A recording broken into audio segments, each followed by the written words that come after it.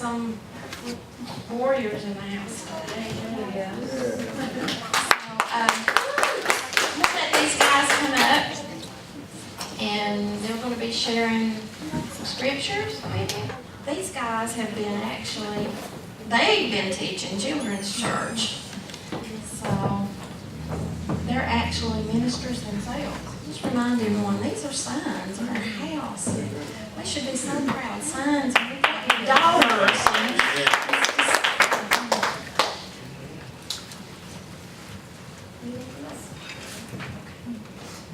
You might need go right in here. Put on the full armor of God so that you will be able to stand firm against the schemes of the devil.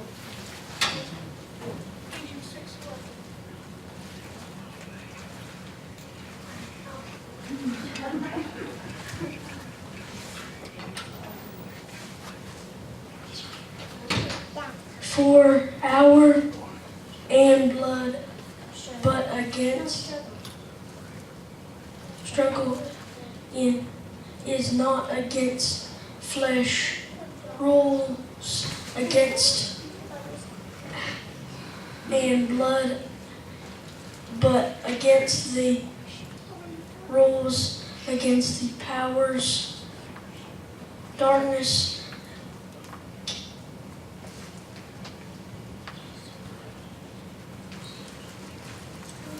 against the spiritual heavenly places.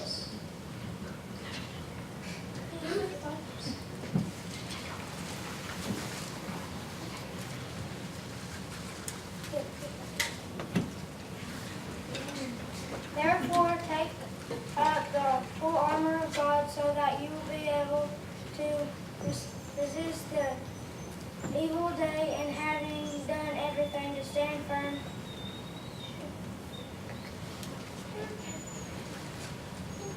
You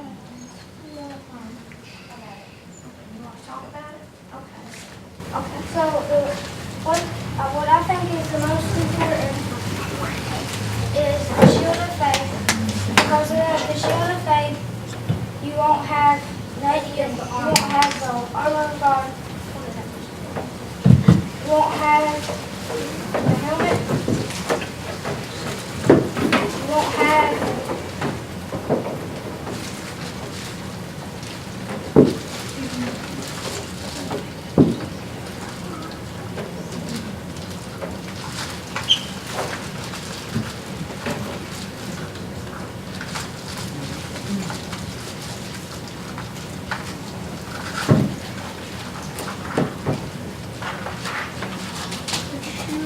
the shoes of the gospel of peace.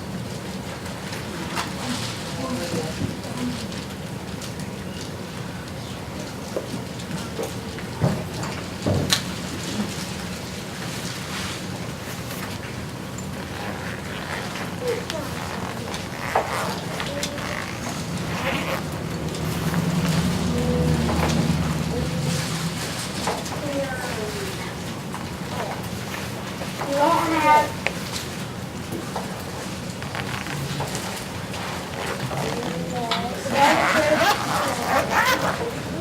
have the sword of the Spirit, and you won't have your breastplate of righteousness. When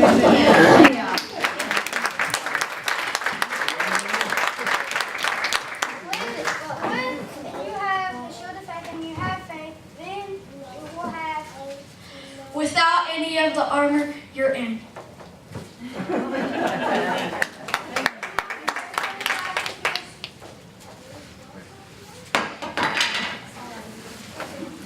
Okay, I'll put it off.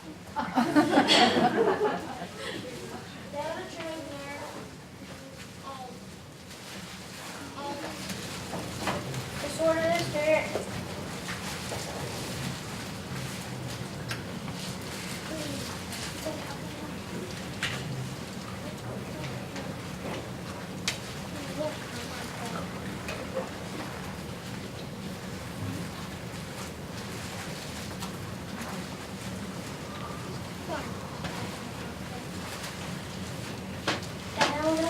salvation. For the shoes of the gospel of peace. Amen. Very good. Awesome. Most of all, the shield that has all things. Yeah.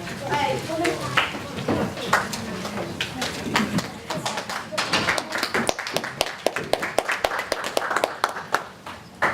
And the Bible's your sword.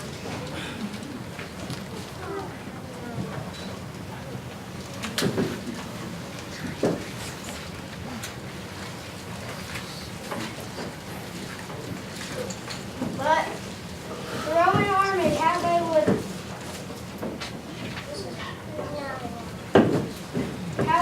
protect themselves, and they would have their shield, they would go from their knees to their chins, they would get down, and then the person behind them would have it over their head, and the person beside would have it.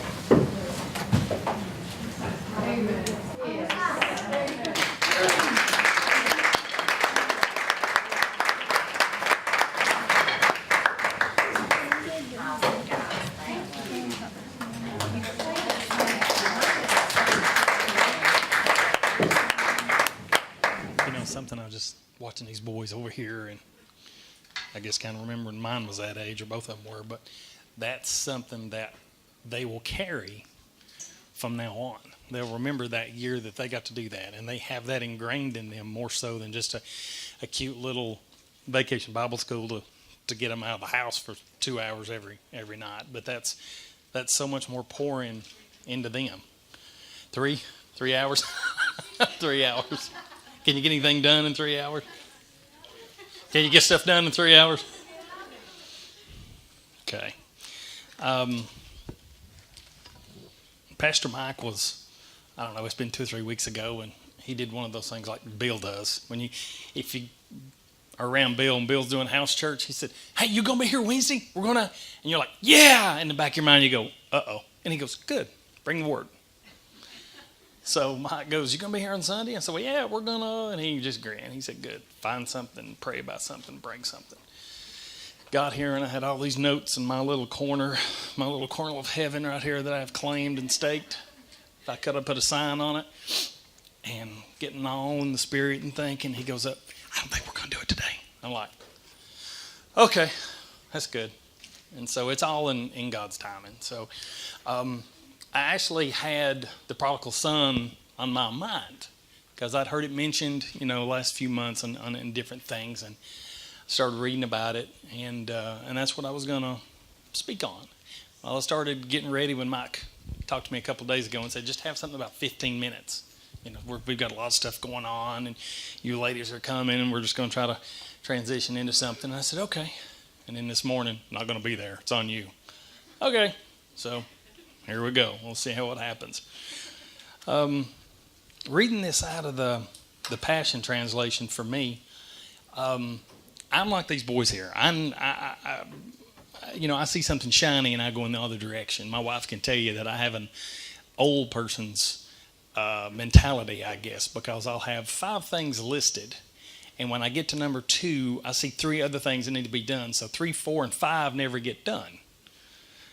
And before I get to the 5th one, I'll see 2 other things that need to be done. So I need visualizations to help me, just like this right here. I got some good things out of this. Starting in verse 11, talking about the prodigal son. And Jesus said, "Now there once was a father with 2 sons. The younger son came to his father and said, 'Father, don't you think it's time to give me my share of your estate which belongs to me?' So the father went ahead and distributed among the 2 sons their inheritance." Let's stop right there. Last Wednesday night we were in here and we were just praying over some of the family and some things that folks have got going on, and the Lord just gave me, I don't know, a comparison, a parable, whatever you want to call it. If we ask God enough for stuff, He'll do it. And if you keep bugging Him enough, He'll do it. But is it in His time? You can keep asking and asking and asking. Let me see where we're at here. And He knows what he's doing. Sometimes that, give me just a second. Okay. If you keep asking enough, he's going to grant it. And sometimes we're not ready for what he gives us. Or what he gives us, it's not ready. And kind of the comparison I did was, if you keep asking God, just give me this, just give me this, just give me this, just give me this, just give me this one thing, give me this one thing. Eventually, like I said, he's going to say, okay, here you go. Well, if Ralph comes to the house and I'm fixing steaks and ladies are inside talking about what we don't get done in the house and visiting, and Ralph's like, come on, I'm hungry, give it to me, give it to me, give it to me, I want it. Well, it ain't been on the grill but 2 minutes. And if he keeps asking enough, I'm going to get frustrated and give it to him. Okay? If I give it to him, it's not completely ready. It's not completely done. It's not been fully prepared for him to receive it. It's not been seasoned or anointed. The impurities have not been removed by fire from it. Or maybe it's the fact that the steak might be ready, but we've not had enough time to have the impurities moved out of us. We've not had enough time to be seasoned. It could be on us. If you keep asking enough, they'll give it to you. But if it's not ready, it's gonna be more harmful to you than good. I mean, who wants to eat a raw piece of steak? It's gonna, okay. Meat, just flip it twice. Flip it twice. Smoker. Skin it and give it to me. Skin it and give it to you. All right. The thing is, who in here loves to cook? 1, 2, 3, 4. Okay. If I come to Amber's house and she's cooking the steak this time and I'm outside there of the grill and her and Tony's running around, I'm like, come on, it's done. It's done. Give it to me. Give it to me. It's ready. It's close enough. It's done. And she's like got all these ideas. She's got this new steak sauce and all the stuff she wants to put on it. And I'm like, no, just give it to me. I'm actually insulting her. I'm saying I know more about you and your grill and your cooking than you do. Give it to me now. It's an insult to what she has for me or what she's prepared for me. It's an insult to do that to her. The same way with the Father. He may not have it ready for you yet, or me, or whoever. And we have to wait on it. Versus insulting him by saying, give it now, I know what I'm doing, If that wasn't for anybody, it was definitely for me. So moving on. So the father went ahead and gave them their inheritance. Shortly after, the younger son packed up all his belongings and traveled off to see the world. He journeyed to a far-off land. He didn't go just around the corner. He got out of Dodge.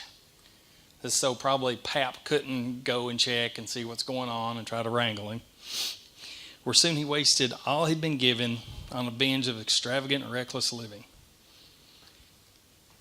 With everything spent, nothing left, he grew hungry, for there was a severe famine in the land. So he begged a farmer in the country to hire him, and he put him to work to feed the pigs. And this is the last place that a Jewish person would want to be, was having to feed and deal and fool with swine. Oh, so as the son was so famished that he was willing to even eat the slop that the pigs had. And we've heard this teaching on this before. If we get so hungry, we'll just eat whatever's in front of us just to fill that void, instead of waiting for what's right for us. We'll eat something that's inferior to what we need. We'll just take whatever's on the table at the time instead of waiting for the finished product.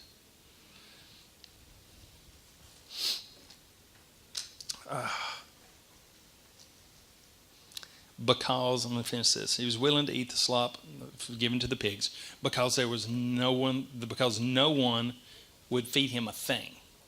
And now this kind of translates into something else. How many of you can feed yourself? How many of you can feed yourself well? Okay. Who feeds you spiritually? yourself. No one would feed him anything. And that just kind of jumped out to me that I know some of us have podcasts, some of us get in the Word, some of us do other things. But who feeds you? You know, like we've heard before, I'm just not getting fed there. Well, it's not up to them to feed you, is it, Neil? It's for you to feed yourself. It's for you to get in the Word yourself. It's for you to dig for yourself. I can tell whoever here about whatever I happen to have an idea of, but it don't mean anything about it till you figure it out yourself. So, no one would feed him a thing. So he's humiliated, finally realized that he was doing nothing he had thought that was going to be pertaining. There are many workers in my Father's house, he thought. Many just workers. Just servants, just workers, not family. Who have all the food they want with plenty to spare. They lack nothing. Now he's talking about his Father's house, just the people who work in the Father's house. And they lack nothing. They lack for nothing. Imagine the blessing that just the family receives then. If the servants lack nothing, imagine what the family's receiving. Abundance and abundance and abundance. Why am I here dying of hunger, feeding these pigs, eating their slop? I want to go back home to my Father's house. And I'll say to him, and he's rehearsing all this now, you know, he's in trouble. He has no place to go. He's got to go back to the house. He's trying to make his way back. So on the way, evidently, he's rehearsing what he's going to say. Father, I was wrong. I've sinned against you. I'm not worthy to be called your son. Please just treat me like one of your employees, one of your servants. So as he's going back, the young man set off for home. And from a long distance away, his father saw him coming. Now, what does that tell you about the father? If he saw him a long distance off, he saw him coming. He's been waiting. He's been watching. He's been expecting. He's been expecting. He's been expecting the return of the kid. He's been praying for the return. He didn't give up. He didn't throw in the towel. He's waiting every single daylight minute, looking down the path, waiting. It said his son was dressed as a beggar, and with great compassion swelled up in his heart for his son. Not, well, I told you you'd be back. I told you you couldn't make it. I told you were going to mess up. No, I love you. Come back. The father raced out to meet him. He didn't wait for him to get to the house. He went out to meet him. He went out to embrace him, swept him up in his arms, picked him up, hugged him dearly, and kissed him over and over with tender love because he has been gone, and now he's returned. Then the son said, Father, what he's rehearsed now. I was wrong. I have sinned against you. I cannot deserve to be called your son. Just let me. And then the father interrupted him and said, Son, you are home now. Welcome home. I mean, this is what we're basing our family on here, is welcome home. Welcome home. For any of us that have been out and come back, even for just small trips that you go to minister someplace and you come back, welcome home. Or where you've been off doing whatever you wanted to do or need to do, or where God led you, and you come back, welcome home. There's no strings attached. There's no condemnation. I mean, he runs out to welcome you and hug you and bring you back, and so do we as a family. And that's something we just have to get that mindset. Turning to his servants, the father said, Quick, bring me the best robe. No, my very own robe. And I will put it, and I will place it on his shoulders. Okay, let's just stop right there. And I'm going to borrow you a little bit of what Mr. Bill said from you were receiving the other day, if it's okay. This is not even what I was going to until I started grabbing it this morning.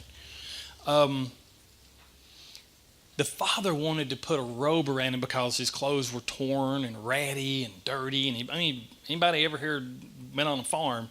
There ain't no way to keep him getting nasty. And so He didn't put a robe on him. He put his robe on him. His robe. And so the king's robe, the significance of the king's robe. In Jesus' robe, it says it shows his victories. With this king's robe, I'm sure it had the family crest or the family colors. And if it's in the way, I don't know this, but it may have had the victories as of Jesus does. Either way, the Father's victories, the Father's seal, the Father's colors are now the Son's. No strings attached. He embraced him. He wrapped it around him. The robe covered everything. The robe covered all. It embraces him. Just as you and I had that confirmation as you embraced me. It embraces you. It comforts you. And it protects you from the elements of what's around you. Nothing can get to you because the king's robe is around you. Again, no strings attached. You just come back.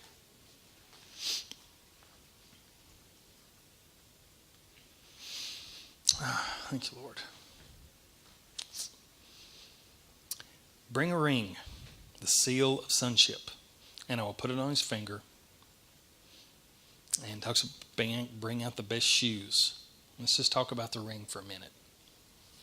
And that's really where I was going with most of this. The ring that shows sonship. The ring had the family crest on it also. And in that day and time, a ring was a lot easier to wear around than a robe was. So with that ring, it showed the family crest. That gave the family member who had the ring, it gave him authority. It gave him authority to do business on behalf of the father of the house. So as he comes back, he gets him the robe, he gives him the ring to show that he has authority automatically. It's for his namesake. It's for the family's namesake. It identifies who he is and whose he is when he places that ring back on his finger. It says you can do business in the Father's name and on his behalf. You act on the behalf of the Father. Now, that's pretty cool saying you've automatically got favor. You've automatically got authority. You're automatically back in the house. Everything's in right standing. Just because I do it on a daily basis. Just where, every day we come and drop ourselves, But having authority doesn't always mean that you should act with it and step with it. Now, you can have authority, and on a daily basis, we function for the King. We have our devotion time. We have our prayer time. We have time we get in the Word. We speak with each other with texts all the time, and we're actually function in the family. But the part that I'm dealing with right now, and I'll just tell you that me and Kristen are dealing with, if you act without the Father's say-so, it's out of order. You have to wait upon the Lord. And I'm going to brag on Bill because I've tried it, and I ain't there yet, Bill. Bill asks the Lord every day, what's first, what's second, what's third, what's fourth, what's fifth. After lunch, what's sixth, seventh, eighth, ninth, and then 10th. And if I've got more daylight and the boys aren't killing me, I've got 11 and 12 to get done. And he'll tell you, I can't do that yet. Yet. I'm striving. But when you act out of order, you act without asking, Lord, what do you want for this? Me and her have a couple of big decisions that we're trying to come up with, and we're actually waiting on God to see what he tells us to do. There's plenty of good things you can just go do, but it may not be the correct thing. For instance, let's say it's not in time and it's not prepared. Let's say that the son, came back and he's got authority, he's got the robe, he's been cleaned up, a couple of weeks has went by, and he feels like I need to do something for my father. I just need to do something. Not just go love on him and hang out. That's I don't think that's enough. I need to do something. Well, we've got 200 head of sheep or cattle over here, and I think what we'll do, the grass is getting thin here, and I heard him talking, they're going to move them in a couple of weeks. Well, let me just go ahead and bless him and love him, and I'm just going to go ahead and move his cattle on over here down through the valley and up on this other ridge, so they'll have better feed, they'll be fatter, we'll get a better profit out of it, and we'll be able to increase our kingdom by doing a changeover when this occurs. So he takes the cattle. There's a couple things to look at. Takes the cattle, moves them up, takes the sheep, moves them up, wherever it may be. Why did the father not want to go ahead and do that? What did the father know that the son didn't know? What was the father aware of? Was the father aware of that in the valley, as we talked about, in the valley the bandits wait? Though through a walk through the valley of the shadow of evil and death, things wait in those valleys. Was he mature enough to take 200 head of cattle for himself and move them up? So by moving without the father's okay, just because it's a good thing to do, how many sheep did he lose along the way? How many sheep did he cause to be lost or died?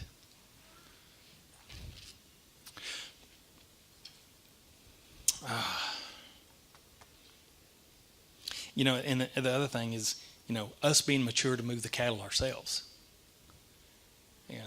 Are we mature enough to go out with a staff and a rod and move sheep from one field to the next and be ready for the bear and the lion and the robbers and the crooks that will come against us? Are we mature enough? Are we seasoned? Are we anointed? Have we waited? Are we done? Are we finished to where we need to be given that? Do we have the authority to do it? Probably. Are we mature enough to do it? The next thing is, if God would allow us to complete this task with nothing going wrong, well, I'm just going to go out on my own and I'm going to move the cattle. I'm going to get this done, and they're going to move up here, and it's going to be great. And I'm going to walk back and say, "Hey, Pop, guess what I did? I did this for you." And the father is excited, and he flourishes the son with gifts and says, "Thank you. Look what you've done. You've made fruit." Again, forgive me, and I'm stealing this off of Thompson. Can the stem hold the production of the fruit? Can the stem hold the production of the fruit that's been made? We moved, we transitioned, we did it good, we came back, we told the Father, "This is what we did in your name," and he says, "You're blessed." But with that blessing, can we handle it? Can it go to our heads? Can it cause us to make bad decisions down the road? We're anointed to do it. He blesses the opportunity. We get to do it. But can we handle the consequences of the good actions later? That's why we're in his time. That's why it's in his time.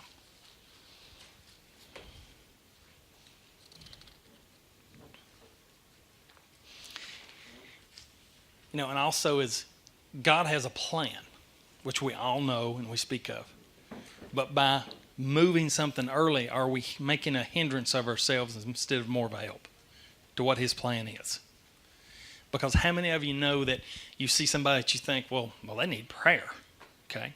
How many times have you seen people that God just throws it upon you that I need to pray for them, period, because I just feel I need to tell them that X.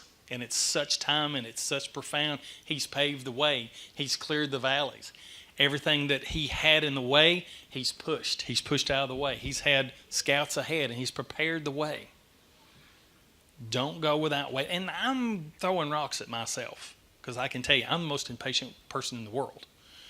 I was the kid in school that you get the model airplane that says 2 to 3 weeks to put it together. Well, I had it ready in 2 to 3 hours with little glue thumbprints all over where I couldn't wait to put it together. So I'm speaking and throwing rocks to myself here.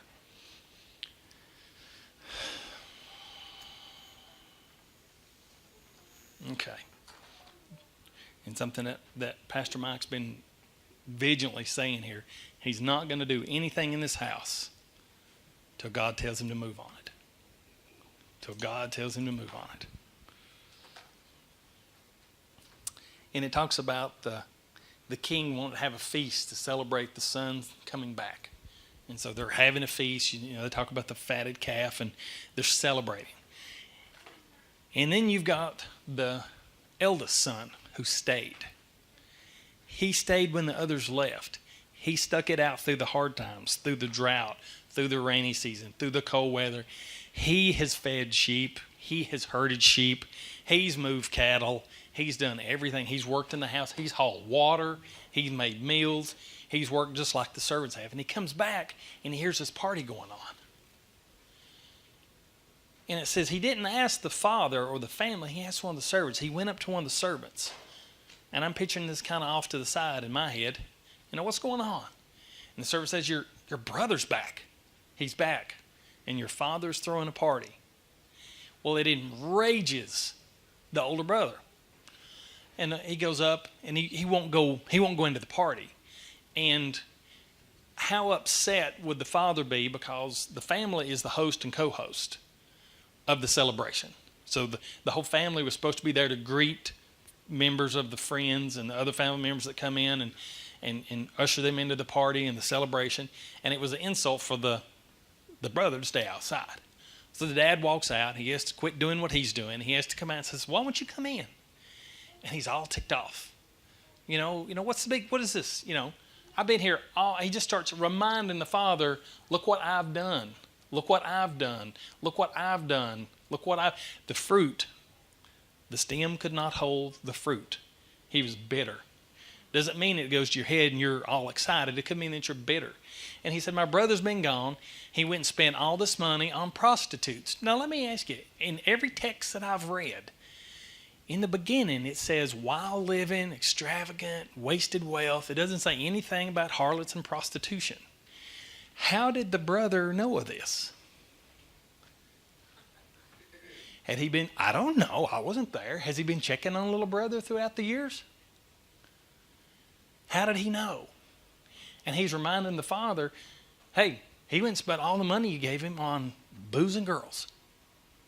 Now, how did he know that? I don't know. But he was quick to remind the father of what had happened. Well, he's been doing this. And here I have been all this time working like a slave, staying here. What's that an example of? And I can tell you, I've had it in my mind.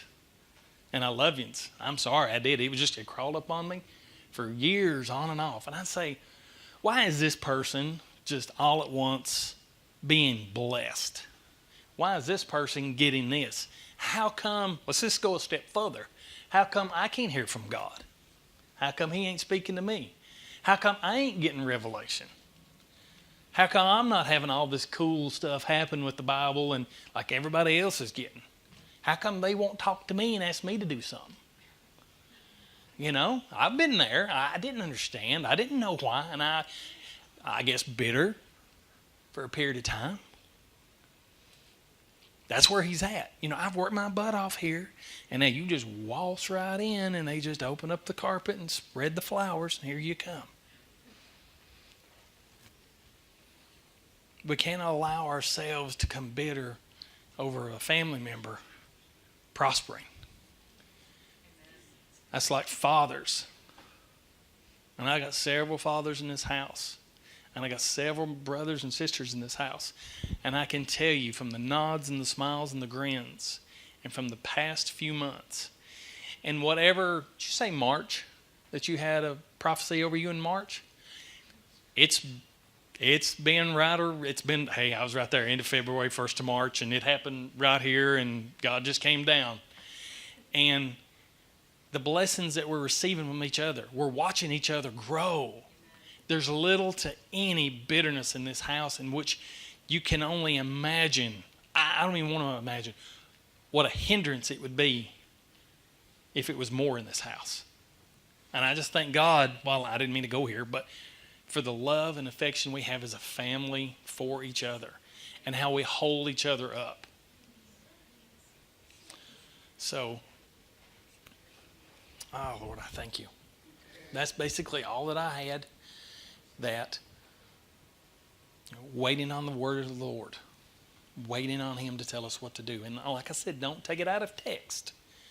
Everybody has their daily and weekly stuff that God has us doing, you know, your devotion time and whatever he set in front of you to do. But if you start trying to make decisions without consulting the Father, it's going to make a mess. Because I have for years. I've just made decisions on a whim. Quick decisions. And it's cost us time, money, and effort.